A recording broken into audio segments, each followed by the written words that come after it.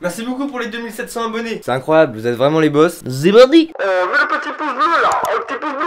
Oh, en même temps, la cloche. Salut à tous, mon de beau gosse avec 5 de les abonnés. Comme vous l'avez vu dans le titre, je vais vous dire 3 anecdotes. Donc je trouvais que c'était une bonne idée de faire des vidéos anecdotes comme les gros youtubeurs comme Mastu ou Hugo Posé qui ont fait un concept que je vais refaire aujourd'hui. S'il y a d'autres youtubeurs, je m'excuse, ils verront probablement jamais la vidéo, donc bah on s'en bat les couilles. En fait dedans je vais vous dire 3 anecdotes, 2 seront vraies et une seront fausses. Non. Et une sera fausse, c'est à vous de trouver laquelle est la fausse. Et je le dirai dans la prochaine vidéo qui sort mardi à 20 h. Bon, à 75 likes, je ferai une suite de d'autres anecdotes. Allez, c'est parti pour la première anecdote. La fois où je me suis ramassé la gueule en sport en primaire. C'était en CM1. C'est une course de relais, hein, un vieux truc comme ça. Et il faut savoir qu'en primaire, ouais, je faisais partie de l'élite. Je faisais partie de l'une des personnes qui courait le plus vite. J'étais pas la personne qui courait le plus vite, mais j'en faisais partie. Donc, j'avais vraiment confiance en moi. Pour moi, j'avais zéro chance de perdre. La course, elle commence, je suis comme ça. J'avais beaucoup d'avance. Alors moi je vous explique. Moi j'étais là, le camarade qui devait récupérer le petit bâton là, il était là. Je faisais tac, je le rejoignais. Lui il allait taper sur un mur ou un truc, je sais plus c'était quoi, pour faire un aller-retour. Il revenait, bam. Et moi je retournais au truc de base pour gagner la course. Ouais, les explications c'est de la merde hein, mais bon arrête, tu vas pas me faire chier, d'accord? Sauf que moi, comme je savais que j'avais de l'avance pour faire le kéké, oui, j'adore cette expression, je m'en bats les couilles, ok. Comme je savais que j'avais de l'avance et qu'il y avait tout le monde qui regardait la course, moi je décide de faire ça. Je suis en train de courir, là, le gars il est derrière moi, je fais comme ça, en pleine course. J'étais à 200 km/h. Et là, paf! J'avais pas vu, il y avait un putain de caillou comme ça par terre. Mon pied ressemblait à ça à la fin. Comme mon pied il fait le truc un peu bizarre là qu'on a tous déjà connu sur un trottoir ou je sais pas quoi. Il était comme ça, il termine comme ça. La pierre était comme ça avec moi à ce moment là, je faisais du quoi, du 23 ou du 36, je ne sais plus. Et bah du coup je glisse, mais tel Elvis Presley quoi. Et ce qui est gênant c'est que je m'éclate la gueule, la face la première sur le sol. Devant toute l'école. Non, devant toute ma classe. C'était les CM1, CM2 qui faisaient une course, c'est vrai j'avais oublié. Et à ce moment là je me suis ouvert, attendez, je sais pas si vous allez bien le voir. Par ici là, par là, mais il y a plus de cicatrice, de toute façon vous le verrez pas à la caméra. Ah si, il y a une petite cicatrice quand même. Bah ouais mais je vais pas vous la faire voir, sinon vous allez penser que c'est l'anecdote qui est vraie. Et peut-être pas. Et du coup vous allez dire en commentaire, il me semble que c'est la première qui est fausse. mais du coup la prof elle vient en panique, elle court comme ça, plus vite que moi pour le relais, on est d'accord. Moi je faisais le bonhomme, j'étais comme ça.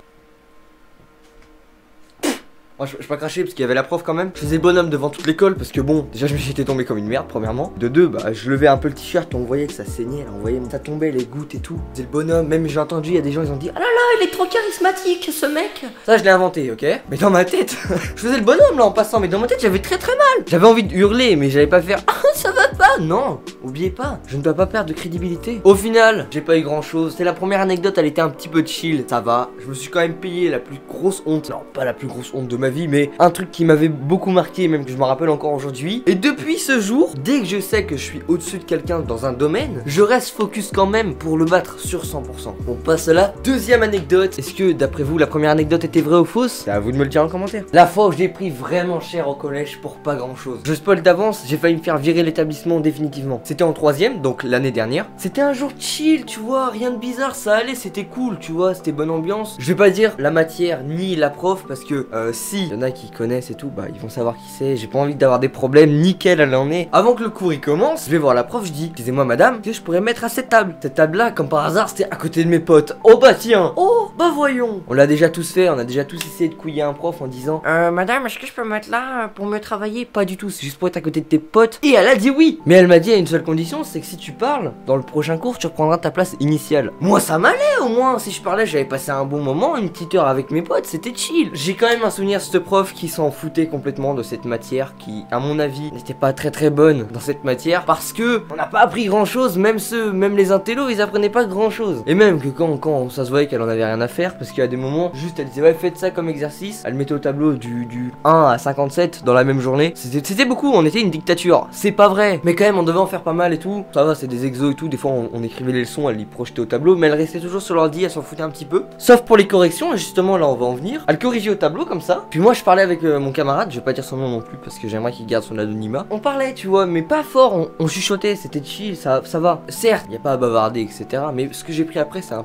petit peu beaucoup, vous allez voir. Normalement, les profs, quand tu parles, ils te disent arrête de parler, la prochaine fois je prendrai ton carnet. Non. Là, c'était instantanément, tu me donnes ton carnet. Dans ma tête, je me suis dit, ça y est, c'est juste un coup de pression. Elle va vouloir prendre mon carnet pour me mettre un coup de pression pour que j'arrête de parler. Donc, moi, ce que je fais, c'est que j'ouvre mon sac.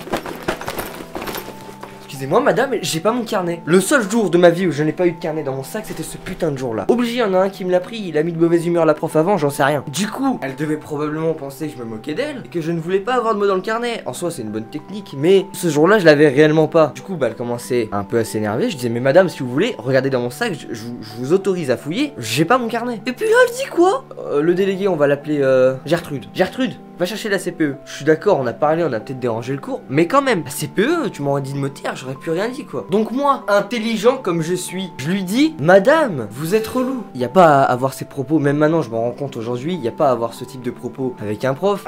Mais c'est pas non plus une insulte de malade, hein. Je sais pas si vous êtes d'accord, mais voilà, ne parlez pas comme ça à vos profs. Mais là, je sais pas, c'est sorti tout seul, vraiment sorti tout seul. Elle s'est énervée, elle m'a hurlé dessus, bon, ça je m'en fous. Et elle m'a dit, tu vas voir ce que tu vas prendre, si tu continues à répondre, tu reviendras plus. Bah moi j'ai plus rien. Première fois que dans une vidéo on prend un abonné les gars, c'est un truc de ouf, vraiment. C'est la première fois de ma vie qu'en vidéo le compteur il bouge. Merci celui qui s'est abonné, bah merci beaucoup. J'en étais où moi putain? Bah elle va sur son ordinateur et elle fait un rapport d'incident. Elle a évité d'appeler la CPE etc. Je sais pas du tout si c'est plus ou moins grave qu'un mot dans le carnet. Quelques jours après il y a la CPE qui est venue me chercher en cours et elle m'a dit que cette prof en question voulait me faire passer en conseil de discipline. Pour ceux qui savent pas ce que c'est, beaucoup de profs qui décident de si tu vas rester, si tu vas être exclu quelques temps, genre 2-3 jours, peut-être une semaine, ou si t'as rien. Pardon, faut pas oublier que le seul mot c'était relou. Quand même, c'est un peu beaucoup. Enfin pour moi ça paraît beaucoup. Ça se trouve il y en a dans les commentaires ils vont me dire Mais c'est normal en fait, t'es super méchant avec les professeurs, t'es une racaille. Je leur réponds ouais. Y'a quoi? Du coup dans ma tête je me suis dit attends, je vais me faire virer pour un mot. La CPE elle m'a clairement dit que c'était impossible et qu'elle avait peut-être un tout petit peu abusé la prof. Elle voulait peut-être un peu trop de sanctions pour ce qui s'était passé. Même la CPE me l'a dit. Je suis d'accord, c'est pas un truc à dire, mais quand même pour moi ça méritait pas autant. Du coup pour les sanctions que j'ai eues, j'ai dû m'excuser devant elle. Ça d'accord, carrément normal. Deuxième sanction, j'ai dû m'excuser devant toute la classe parce que j'avais dérangé le cours. Je peux comprendre, voilà. Je suis vraiment passé comme ça. Je tiens à m'excuser pour ce que j'ai dit l'autre jour à ma prof. Pardon si j'ai dérangé le cours. J'ai vraiment dit ça, ça va mes potes ils ont été cool. Ils ont dit c'est pas grave Alexis on t'en veut pas. La prof elle l'a mal pris mais je m'en bats les couilles. Au moins je me suis excusé. Et c'est pas fini. J'ai encore une sanction. J'ai dû aller en heure de colle faire une lettre d'excuse. Et vous savez quoi? Elle a pris la lettre. J'avais terminé l'heure de colle, je l'avais rendue quelques jours plus tard. Elle a pris la lettre, elle l'a lue, elle a fait d'accord. Et elle l'a jetée. Oh, tu m'as niqué une heure de ma vie. Donc j'ai failli me faire virer de mon collège. Pour un mot, relou. Pour moi c'est un peu beaucoup. Alors d'après vous, cette anecdote était vraie ou elle était fausse? On n'est pas avec McFly et Carlito quoi. Troisième et dernière anecdote de cette vidéo. Celle-ci, j'étais pas tout seul, j'étais avec Ethan. Donc pour ceux qui découvrent ma chaîne, aujourd'hui, dans cette vidéo, nous sommes en guerre. C'est faux.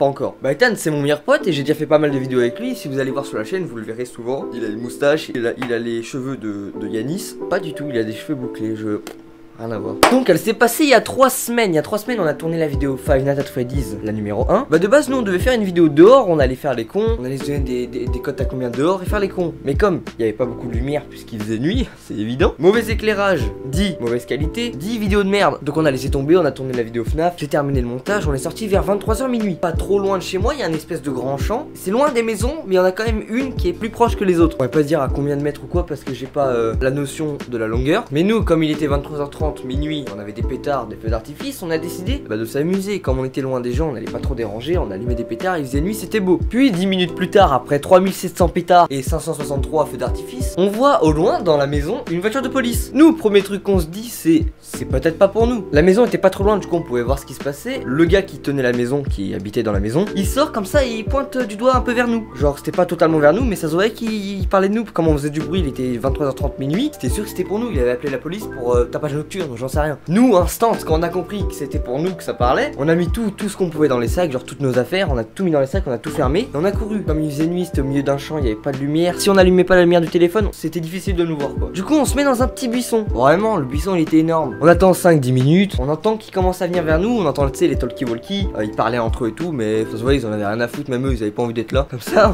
on est dans le buisson, allongé par terre, nos affaires sont carrément dégueulasses. Je vais pas vous faire voir des vidéos, des pétards, etc. parce que du coup, je vais voir des vidéos, vous aurez des preuves. Et donc du coup vous saurez que c'est vrai instantanément. Mais c'est peut-être faux, mais c'est peut-être vrai aussi. Là à un moment on sait qu'ils sont vers nous, mais là ils étaient un peu plus loin. Ethan il me dit « Alexis s'il te plaît, arrête de toucher mes pieds, c'est gênant quoi ». T'es en mode « Alexis s'il te plaît, arrête de toucher mes pieds, c'est gênant quoi ». Ethan il me dit « Alexis s'il te plaît, arrête de toucher mes pieds, c'est gênant quoi ». T'es en mode « Alexis s'il te plaît, arrête de toucher mes pieds, c'est gênant quoi ». comment ça mon ref? Du coup moi j'essaie de regarder derrière, on était allongé, du coup je fais comme ça et je vois qu'il y avait une bête aussi haute qu'un chien. Du coup moi je me suis dit ça y est, c'est le chien de la police. C'est pourquoi ils ont ramené un chien alors que c'est une histoire de gosse. Mais c'est pas grave, ça doit être le chien des Schmitt. Mais je me suis dit c'est bizarre parce que quand même il aurait aboyé etc. Du coup moi je mets pas le flash avec mon téléphone. Je peux pas oublier qu'ils sont pas loin. C'est-à-dire si je mets le flash bah ils verront qu'il y a de la lumière. Je mets juste le devant de mon téléphone comme ça. Je filme comme ça vers lui. Je mets je sais pas, j'allume comme ça, je vois. Et là je vois que c'est un putain de renard. Il était en train de mâchouiller le pied de mon pote. Mâchouiller sa chaussure. C'est dommage qu'il est pas là, je lui aurais demandé de ramener les chaussures. Que vous voyez les impacts de dents qu'il a dessus, ça aurait été marrant. Mais non il est pas là aujourd'hui et je tourne la vidéo tout seul. Il bougeait pas trop Ethan parce qu'il savait pas ce que c'était. Il donne un coup de pied par terre pour que le renard parte. Il part en direction de devant le buisson, donc il passe à côté de nous comme ça. Du coup